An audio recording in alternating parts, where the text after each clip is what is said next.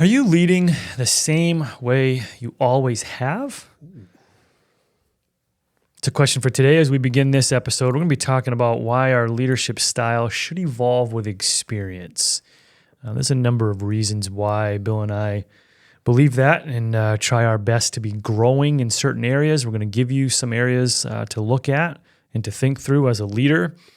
Sometimes we believe we can be stuck in the rut of leading the same old, same old. Yeah, it's a matter of are we growing in our leadership or not? And we're not talking necessarily about changing our personality of who we are at our core, but we're talking about how we approach and do leadership. So why is our ability to adapt our leadership style crucial for influencing others? That's the question we want to ask. And we have a quote for you to share about that. And that quote is, "That's because inflexible leaders limit the workspace adaptability of others." In other words, if we're holding to a one style, then we limit others in their ability to branch out and adapt themselves. The quote goes on. It says, "New initiatives may be halted or stifled. Resistance to change may undermine critical projects or system-wide implementation, causing not only setbacks in progress, but also leading to anxiety, negative emotions from other team members. Employee enthusiasm, cooperation, morale, and creativity are jeopardized, making it all the more difficult to run the business or organization." Yeah. I think really what they're saying there, this comes from the Center for Creative Leadership, which was a great resource when we were thinking through this topic. Right. It also says there on their website, we found this quote: "The inability to develop or adapt was the most frequently cited reason for career derailment among North American managers." So that was kind of just we weren't quite sure to what impact the inability to develop or adapt really was having. But due to the research here from the Center for Creative Leadership, it seems like it's an ongoing thing and something that we probably should be addressing as leaders ourselves. Absolutely. And you both and I have met leaders who are intentional in adapting and growing. Absolutely. And those who are just kind of floating with the breeze, whichever the wind blows, kind of thing. That's just the way it is. It is what it is the phrase. Or people if like it's to not say broke, don't fix it. Yeah, but exactly. The problem with sometimes that mentality is something that's a little bit older still needs to be upkept and polished up, and even renovated. And if it's the broke, don't fix it attitude, then you're capping the potential. Right. Your potential for influence, for growth, for impacting others, your organization's ability to grow. So as leaders, it's really important for us to be, adjusting and growing as we gain experience. Definitely. And I think the challenge that this brings is, there's a few of them, but common challenges that leaders face when their leadership style doesn't align with their team's needs or organizational culture.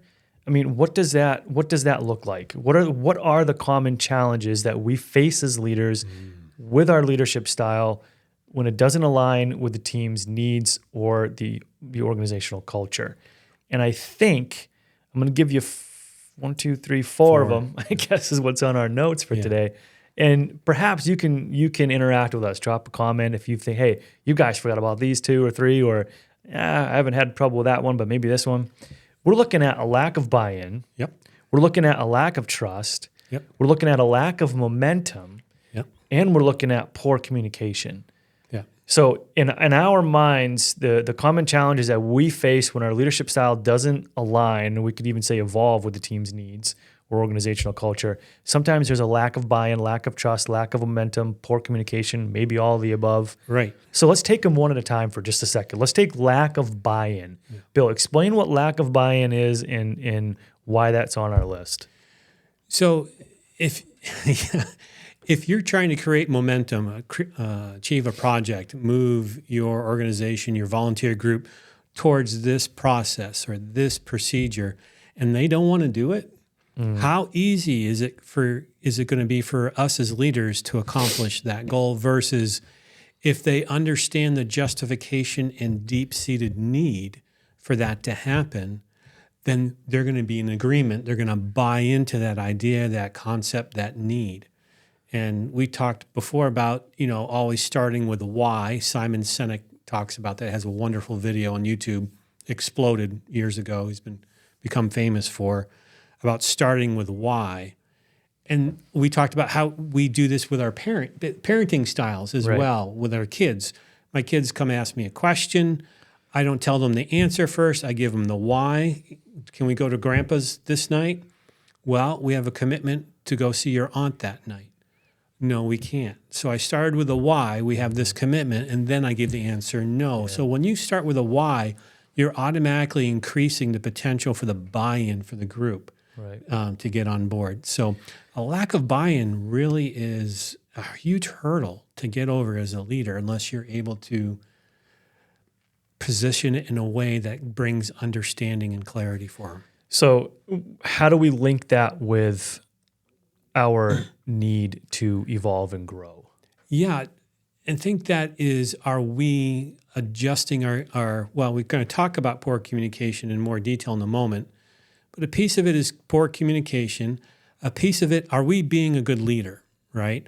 Are we bringing clarity to the vision and direction of the organization and why we do something? I think every organization needs to have a why. Why do they exist? What's their purpose, right? So if my leadership style was, we're doing it this way because we've always done it. This is my way. This is the highway. Not evolving a little bit as to sometimes people just need to understand the why. And we've noticed this, especially with the Gen Z and even some of the Gen Alpha, is that they're big on motivated by why we do something. Yeah, they want and it's purpose. Not, I think it's more than just like, why, Daddy, why? I think it's more than just being a child. I think there's an inquisitiveness there. Yes. That once that question's answered, there's a motivation that comes behind it. Not every time, obviously. Right. But I think we as leaders need to evolve in such a way that we are encouraging the answers to the questions that could potentially motivate those we're leading. And another way to word this is not buy-in, but are you providing the answer to a purpose for this event, your organization, right? Are you answering their purpose, their role in this? And I think for the Gen Z, Gen Alpha, and even the younger part of the millennials, all need this answer or want this answer to why they're doing something. Is there a purpose for me? Am I contributing? Do I matter? How do I fit into this? Absolutely. And that too, that leads to building trust, which lack of trust is on our common challenges list that we face when our leadership style doesn't evolve. Right? I think there can be a lack of trust if the organization is being led with, it's the way we've always done it. They don't need to know why. They don't need to even trust me. They just need to do what I tell them to do. Yeah. That really is going to stifle, I think, our influence and our ability to grow those that we're leading. And not even grow ourselves, but grow those we're leading. We'll hit that law of the lid, as Maxwell talks about, and all of that stuff. So lack of trust, I think, comes right along in this list. And, I think this may be something this is something that's changing over the years, I've noticed. It's more so, I'm the leader, this is the way I said it's going to be, let's go do this, versus building a community, caring about your people, and then building that trust, all back to that popular saying, people don't care how much you know until they know how much you care. I'm seeing that transition more and more often as the years go by. Definitely. And it's going in the right direction. But it's worth calling out because trust is such a huge issue, especially when you're trying to grow or move your organization in a certain direction or accomplishing a goal. They're not going to trust you. They're not going to follow you. So trust is absolutely key. Yeah.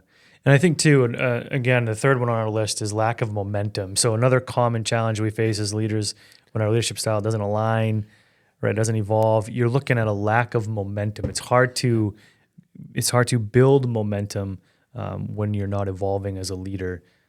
I think that's a good call out too. And you mentioned the law of the lid a moment ago, which is another aspect of it. If we're not growing as leaders, then we can't grow those underneath us. If I'm let's say a number 8 leader, I can only at best create letter 7 employees 7 or leaders, followers right, or up and coming leaders. If I want 8 leaders, I have to become a number 9. So really, it's really a conversation of growth. Yeah, Like, it you know, is. It you know, is. when you talk about lack of And momentum. it's lack of momentum in terms. Well, it's also lack of momentum in accomplishing your organizational goals. If you're trying to sell X number of thousands of your widget, and you don't have people trusting you, that's going to stall your momentum and engagement, right? So, in the end, it brings a greater profitability or success rate for your organization. So. And I notice this too a lot. We'll hit poor communication as the fourth one here, but I've noticed a lot of all 4 of these in what I do when I work with youth. I work with a lot of Gen Alpha, Gen Z, and I'm noticing almost on a seasonal basis, if not even more than that, actually, our leaders are mentioning the same thing, is our ability to try new things and adapt is almost from season to season, I would say. It's probably a good average. Sometimes we're adapting more than that. Sometimes we're waiting a season and a half. And what I mean by season is like a year of ministry. That's how we say it here at the church. Yes. We'll say like, yeah, I got like this next season of ministry, whatever that looks like, September through April. Take a few months off in the school summer. Year you operate. School year will operate a lot during. So when we're looking at certain procedures, certain programs, certain ways that we're doing certain activities. Yeah. I know that can be vague if you're not familiar with church ministry, but all that to say, if we're not willing to try to evolve ourselves and try new things as leaders, not only for the program's success, but for the connections with the students, the buy-in, the trust, and the momentum, we lose it all. It goes away so quickly. And so that's the nature, I think, of, again, the churchese version, that would be youth and family ministries.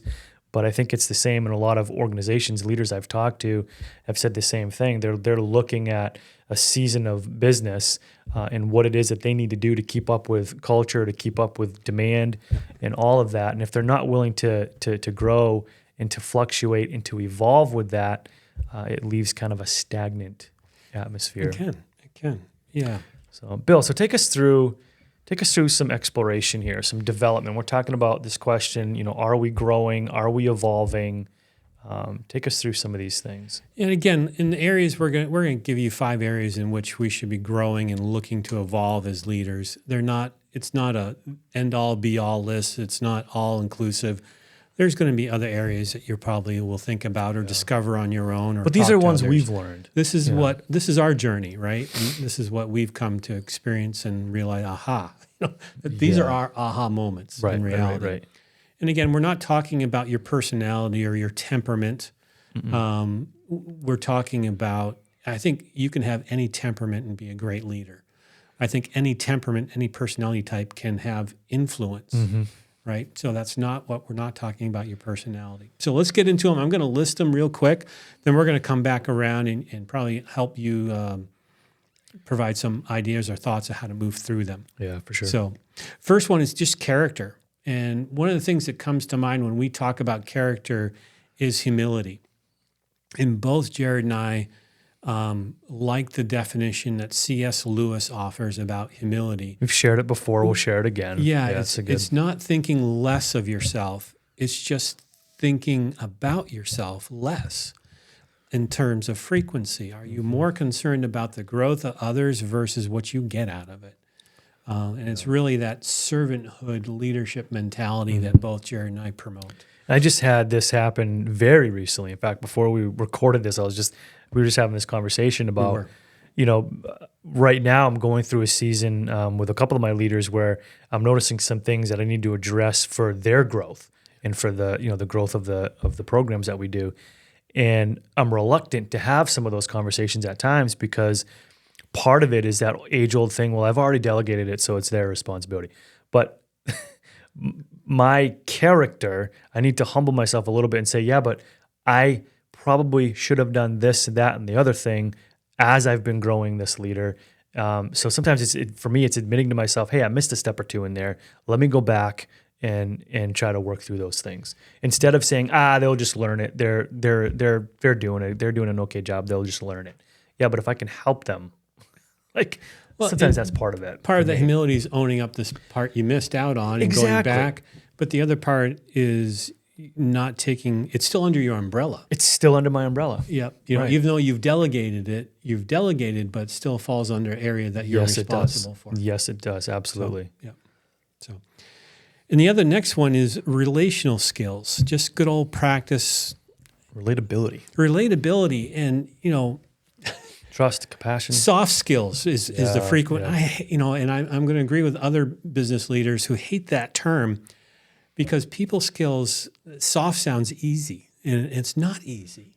They're people skills. They're not soft skills because sometimes it's hard. Sometimes you have to walk towards the difficult conversations. And as Jerry just explained, our leadership here at our church that we're involved in, we have a saying is we want to be a church, an organization that walks towards the messes, not away from the mess, So, and part of that relational skill is, are you relatable? Are you building trust? Do you leverage compassion, right? We have an old episode where we talk about, connect before you correct. It's all of that. So are you growing in your relational skills? Or are you just relaxed? Are you just kind of floating around? Yeah, this one in my mind is one of the most important ones on our list because it's a life skill. It's not just a leadership skill. I mean, I'm dealing with this in my marriage. I'm dealing with it in my parenting, as can't a get away neighbor, from it. as a leader, as a minister, as a friend. It's all relatability, trust, compassion, relational skills. Right. And I think as a leader, that is only, I don't know, the stakes only go up when you become a leader for you to be able to have these relational skills. There are so many times where I'll sit with someone, and I got to be careful. I got to say this with grace, but I don't know who's listening to my podcast. But there are so many times where I'm sitting with someone and I just want to reach across the table and like flick him on the nose. Like, dude, just wake up. Like, just wake up, right? But at the same time, I have to realize, as you were mentioning earlier, as per one of our conversations, perhaps it's a matter of learning and growing your capacity to learn how to ask questions, to open up people to their own assumptions, or ask questions so that they can learn the lessons through their own voice and their own experience. And that's hard for me because I'm, like I've shared before, kind of a black and white, good old Sicilian, just do it and shut up. Like, just get it done, right? Or I'll send the uncles after you. Like, it's one of those, types of hard personalities. So soft or relational, I'm not the most compassionate person, unless it's my daughters. I'm very compassionate with them. Yeah. And I'll tear your head off if you get too close. But it's one of those areas where relational skills for me constantly got to be working on that. And with culture, it shifts and it changes and it ebbs and it flows. So that adds another layer of importance to it. How do I communicate now? How do I lead through, and lead these people who are under me who don't even think one iota like the way I do? Right. You may be running a business. You may have 36 employees, and 4 of them are like clones of yourself. 10 of them they're really easy to work with, but the rest of them are, you're not even close on the same page, with anything that you have in common with whoever they are as a person. Yeah. So relational skills gets that much more important. Yeah, and relational skills all start with respect too. They do. Right? I've used this illustration in another setting. I'm going to use it here. If I were to ask you where you grew up, would it be the same geographical location as I did in the Northeast, right? I grew up in Massachusetts. How many of you listening were born in Massachusetts? Okay. I lived in a town on the northern state line between New Hampshire and, did you grow up on that town? Okay, no. Did you have my parents as your parent? No, you didn't. You're not my brother. You're not my sister. Were you born this year? Well, no, you were born in your own year. Okay. So you have all these different experiences. Did you go to my school? You didn't go to my school. You weren't in my grade. We didn't. So you have all these different experiences that have built and changed and formatted how you think about things, right? You inherited a lot of values from coaches, from parents, from neighbors, from friends. And we all had different people involved in that process, different times. So the question I'm going to ask is, why in the world would I expect everyone else to think just like I do? Yeah. If they had all those different experiences and environment in which they grew up in. Mm-hmm. So starting with respect is absolutely key when it comes to developing our relational skills, whether we agree or not. I don't buy into this mentality in our culture where you disagree with me, I must hate you. Or you must hate me because you disagree with me. Such a lie. That's a lie. That's just an outright lie. That's not really how life works. I have been around and with too many people with different philosophy, worldviews, sexual identities, and a whole mess of other things where we did not see eye to eye, but we liked each other because we started the relationship on respect for one another. Absolutely. So I do not buy into our culture in that capacity, in that area. Not one bit. So, and the next one's capacity. Yeah. You know, are we growing in our capacity? Because this is something, are we leveling up our influence? Yeah. And again, this is going to be a question we keep repeating on this podcast because this is our mojo. You know, we're the value added podcast, trying to add value to people, trying to influence others.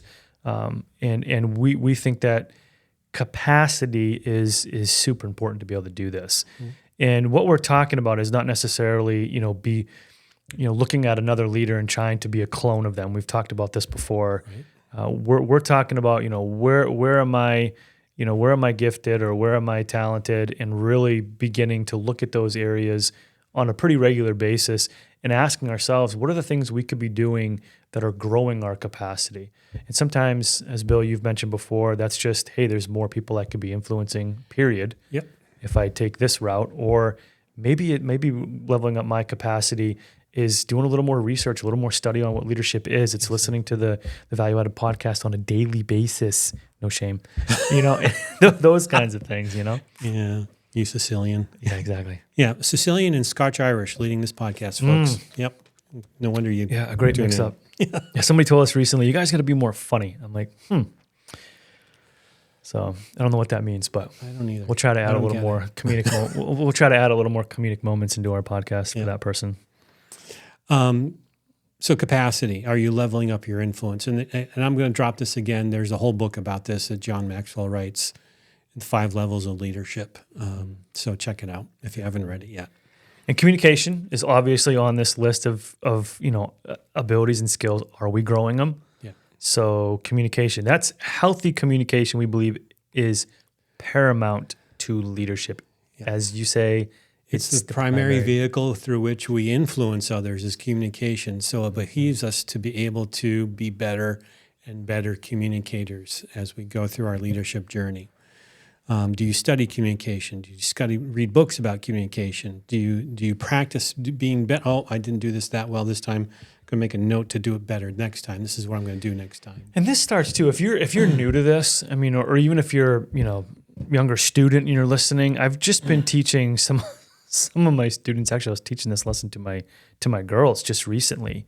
I was helping one of my daughters compose an email, and so she finished composing it. She did a wonderful job. She sent it on its way.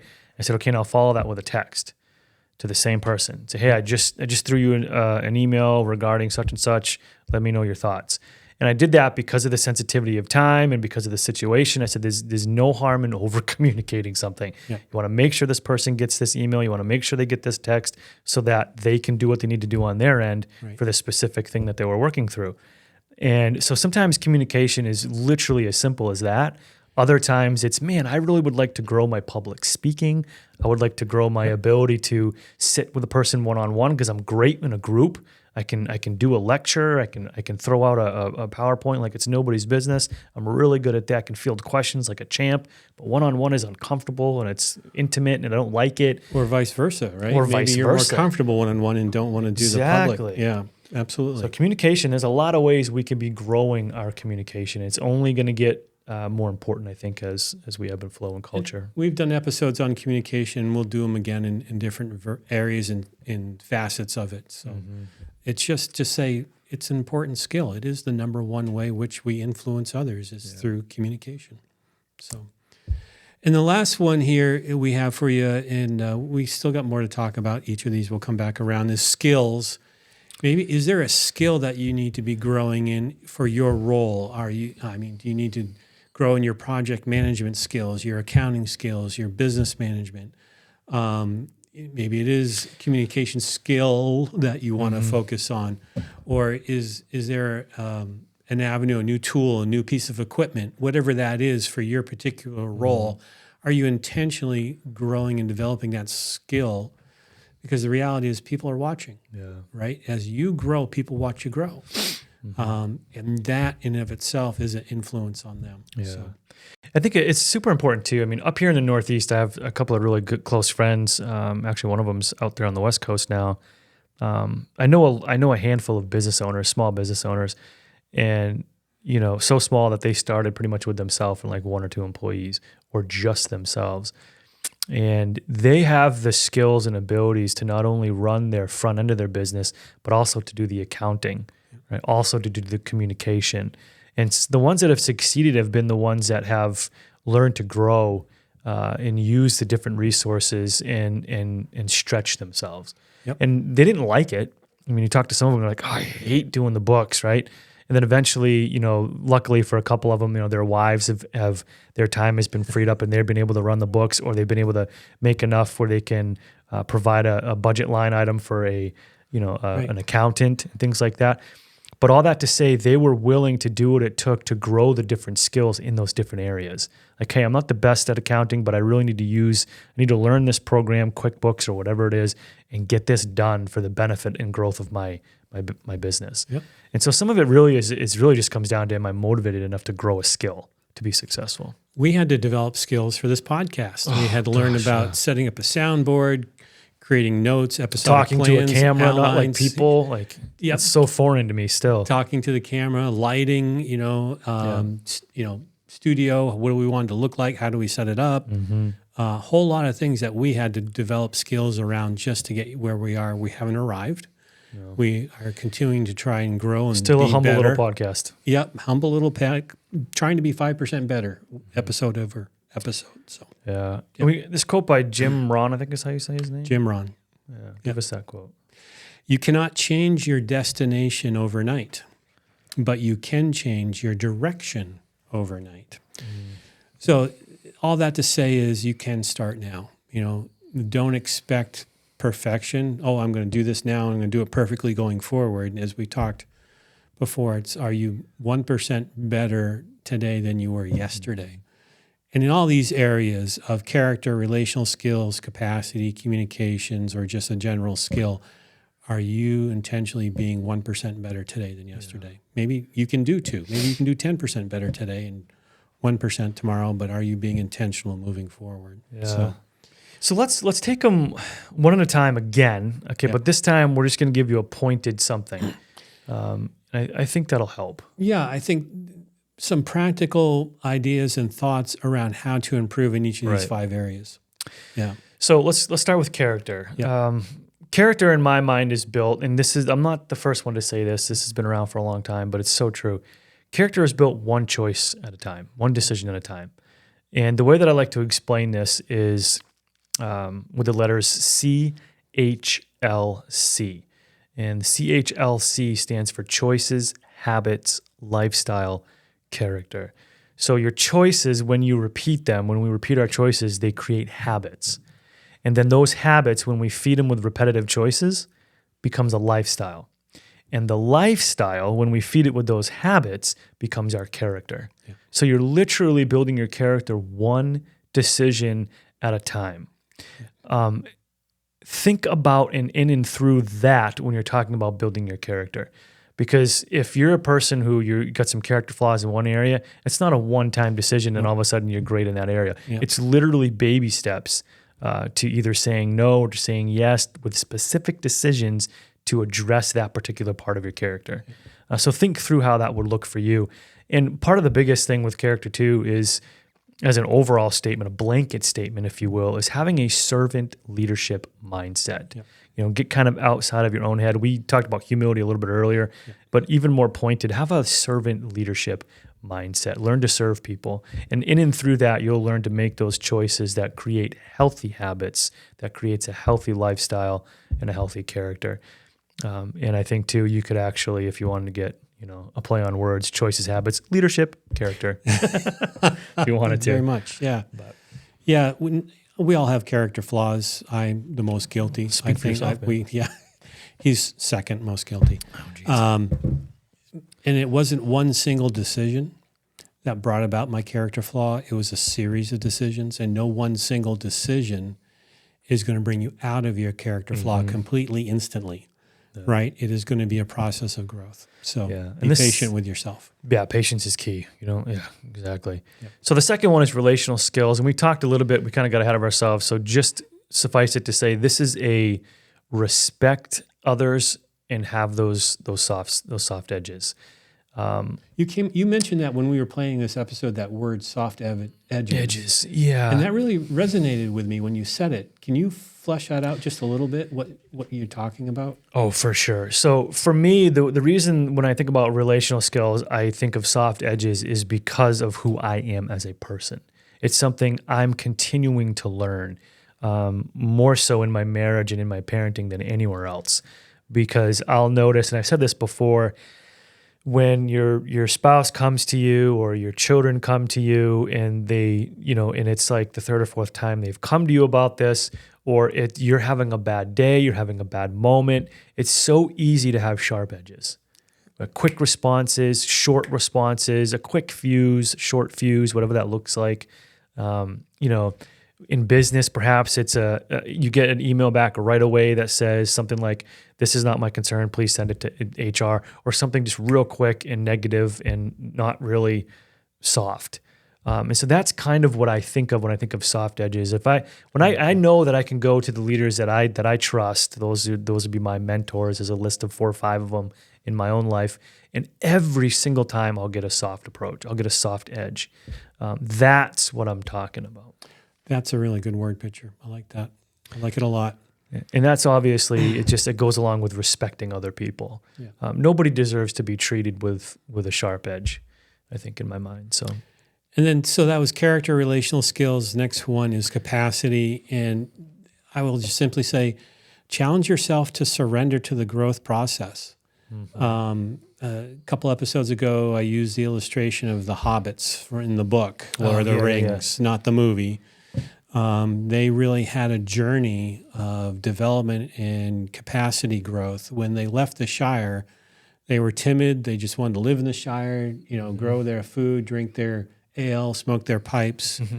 They went on this difficult journey. They came back, found the Shire taken over by these half men, half goblins, and they rose up the Shire, all the hobbits. They got them motivated to come together and kick, and they're like, yeah, after all we've been through, this will be easy. We can do this. Let's go get the hobbits together, and we're going to take care of this. Yeah. That's growth, right? That's capacity. That's an increase of capacity. And I see that in my own life. If I were to talk to my younger self from 35, 40 years ago, I'd say, be patient.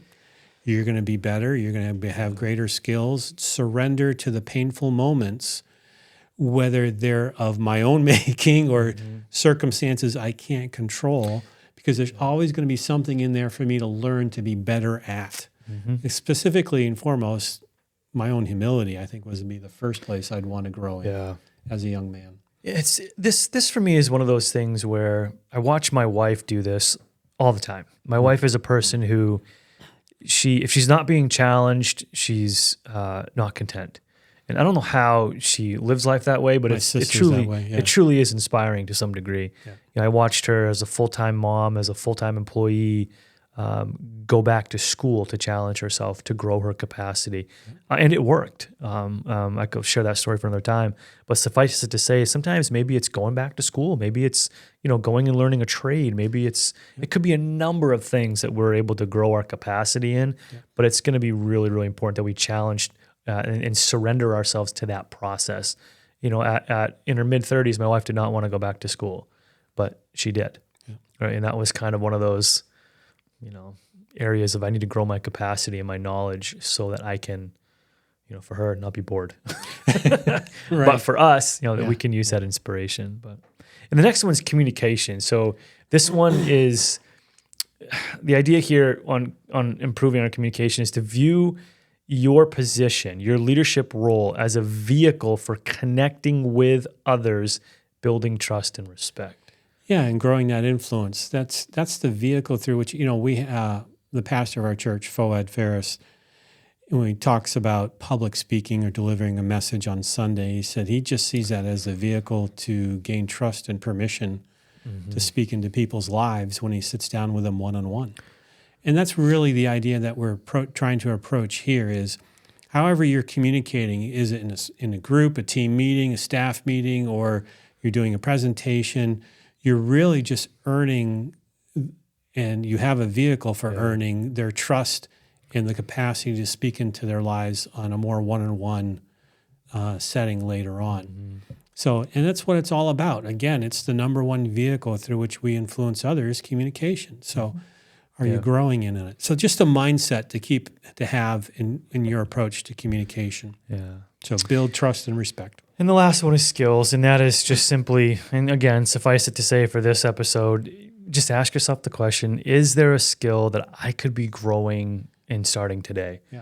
What could I be doing to grow a skill? What's a skill that's needed in this organization, in this business, in my leadership role? Can I go learn how to do it? And can I, or do I have a raw skill that I've just kind of been ignoring that I know would be beneficial?